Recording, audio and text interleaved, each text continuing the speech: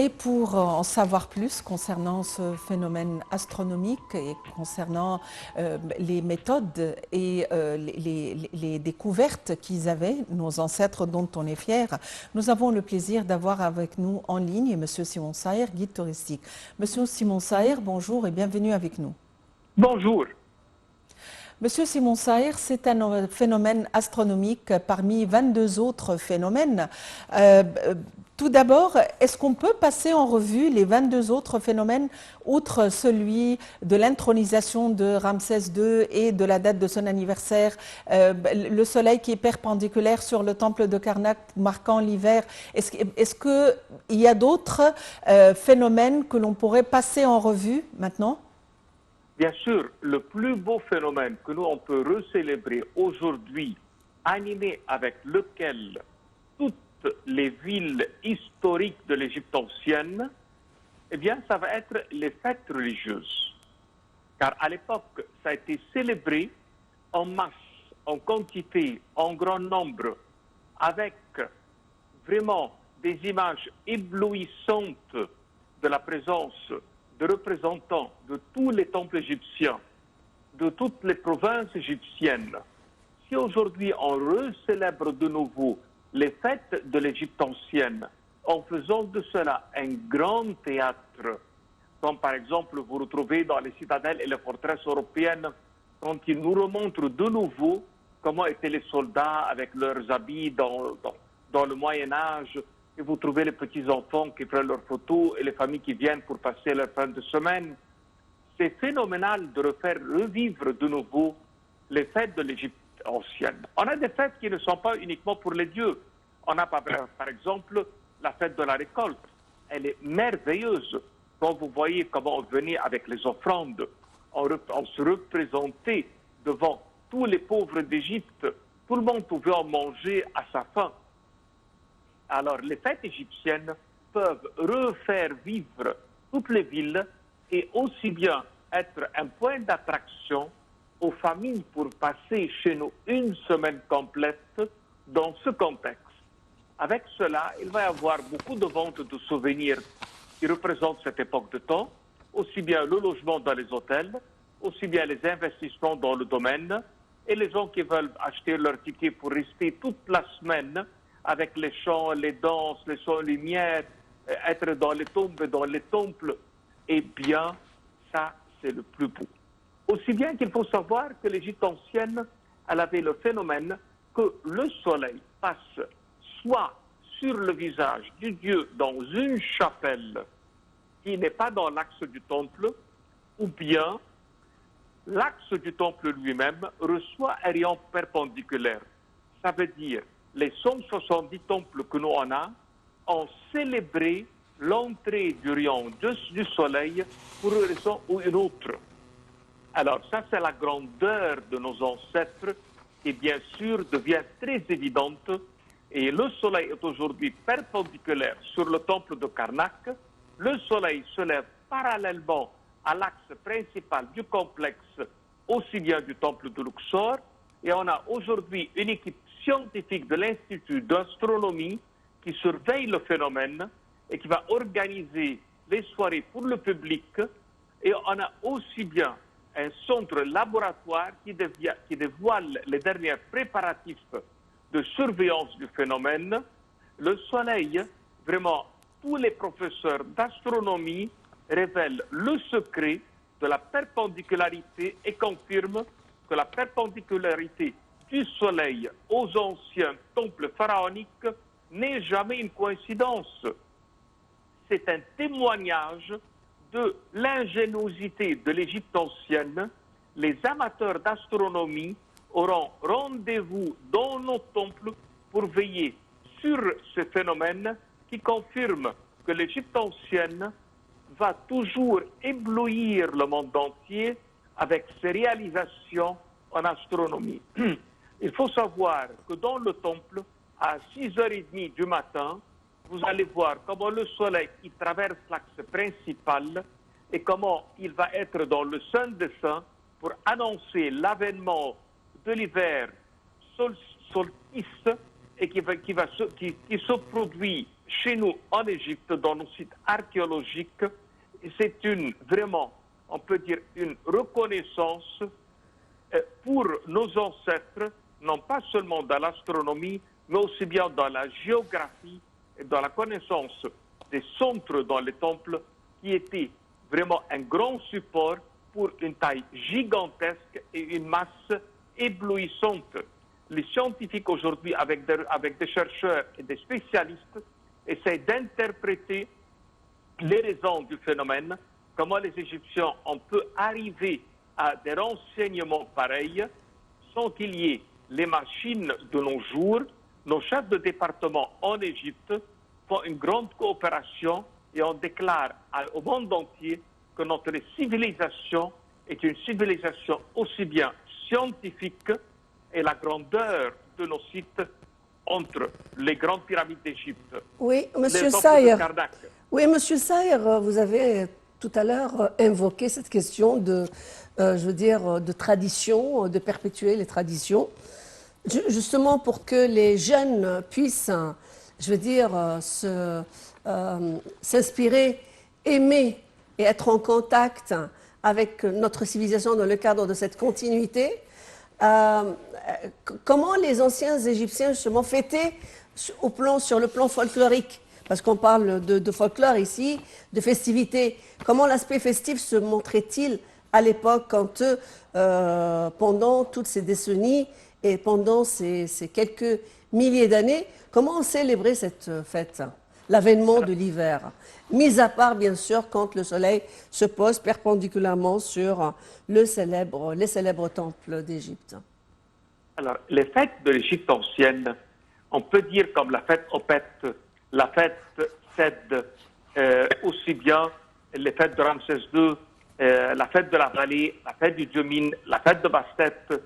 Toutes ces fêtes de l'Égypte antique ont été célébrées dans un cadre de visite entre les pèlerins et les dieux.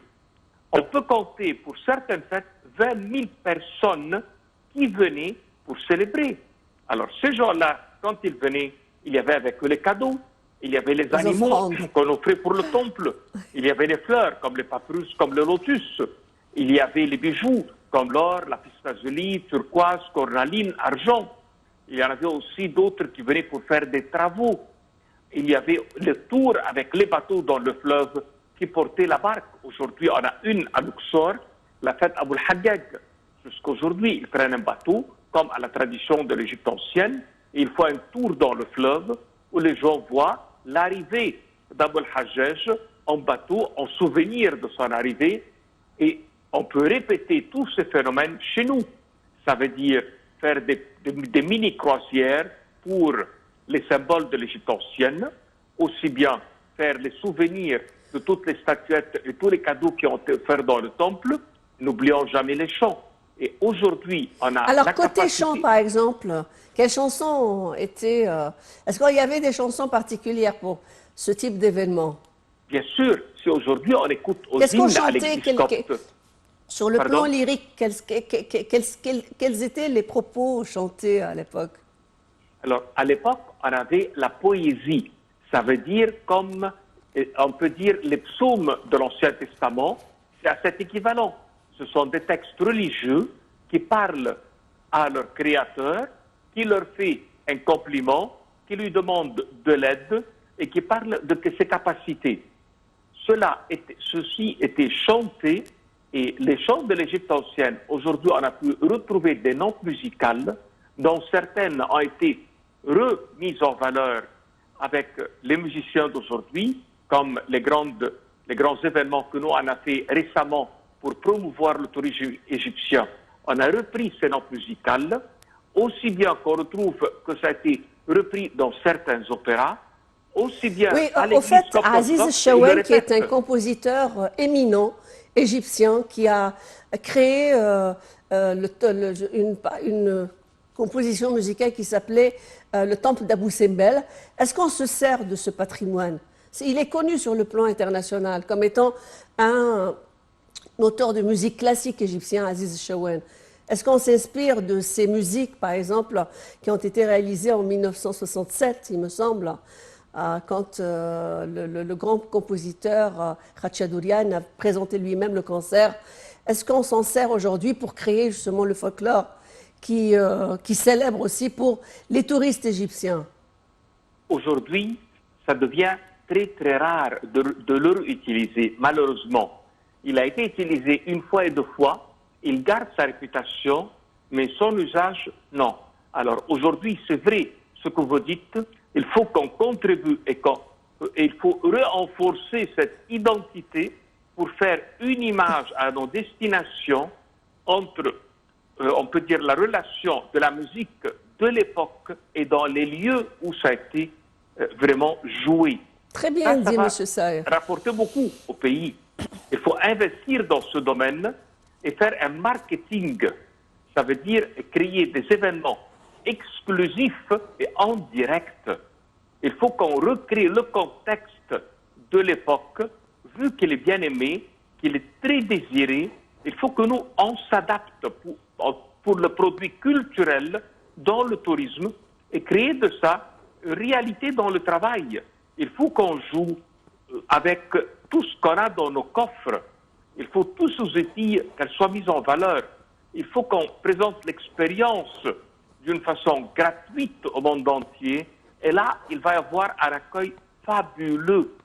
Alors, il faut qu'on s'assure toujours qu'on est pionnier dans le domaine, qu'on possède des expériences uniques et très exclusives, et que les gens aujourd'hui peuvent remettre tous ces souvenirs en valeur.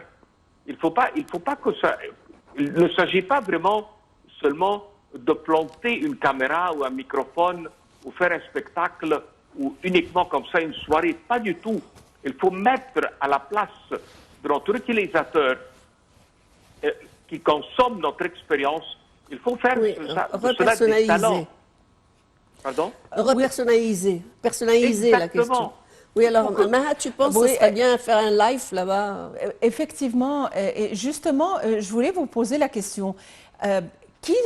Normalement, qui doit se charger de cela? C'est-à-dire, pourquoi pas, par exemple, faire le festival de la crue du Nil, le festival de Arous Nil ou de la bien-aimée du Nil, enfin les choses tirées des mythes de la civilisation ancienne.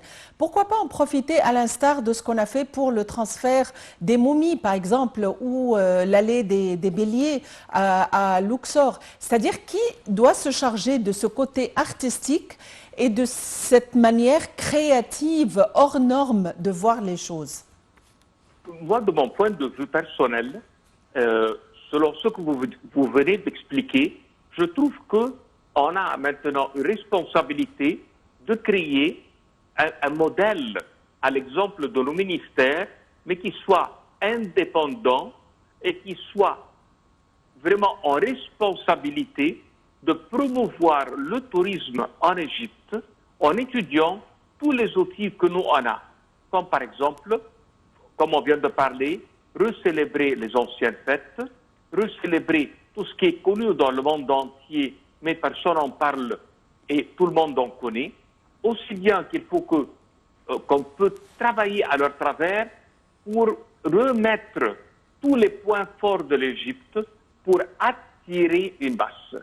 Je trouve que c'est la responsabilité de plus qu'un ministère qui doit coopérer, et cela ne pourrait se faire que si on crée un corps spécial qui les relie ensemble, entre le ministère de la Culture, ministère du Tourisme, aussi bien ceux qui s'en occupent de la promotion à l'extérieur, de leur marketing.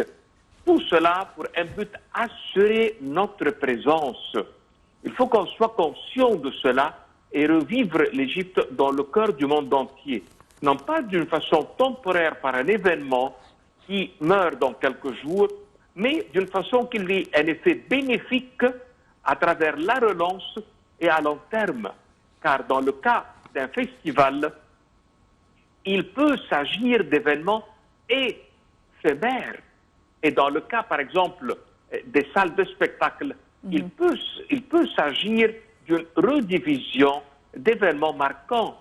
Et quand on parle dans le cas des lieux touristiques, il peut s'agir d'une expérience adaptée qui serait vraiment un exemple, on peut dire comme une trousse d'exploration virtuelle qui rassemble une série d'objets et qui permettent de vivre un événement en temps réel ou en même différé.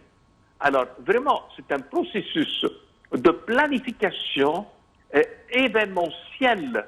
Et il n'est pas rare de monter, on peut dire, une campagne de relations publiques et d'inviter des personnalités à notre événement. Et pourquoi ne pas utiliser cette approche pour notre activation, cet outil promotionnel? Il peut être, on peut dire, un vecteur de Monsieur Simon visibilité. Saïr, on souhaiterait vraiment, nous, en tant que visiteurs et en tant qu'Égyptiens et en tant que beaucoup de choses, de voir ces idées, ces belles idées mises en place. Parce qu'on a tellement de trésors que l'on voudrait vraiment voir cadrés, voir mis en relief et pas seulement laissés comme ça de côté en attendant que les gens viennent. Comment solliciter les gens à venir, c'est pas en faisant des appels ou des foires uniquement, mais justement il faut penser d'une manière hors la boîte, c'est comme on le dit en arabe, hors norme et comme on le dit en arabe, hors de la boîte ou hors la boîte.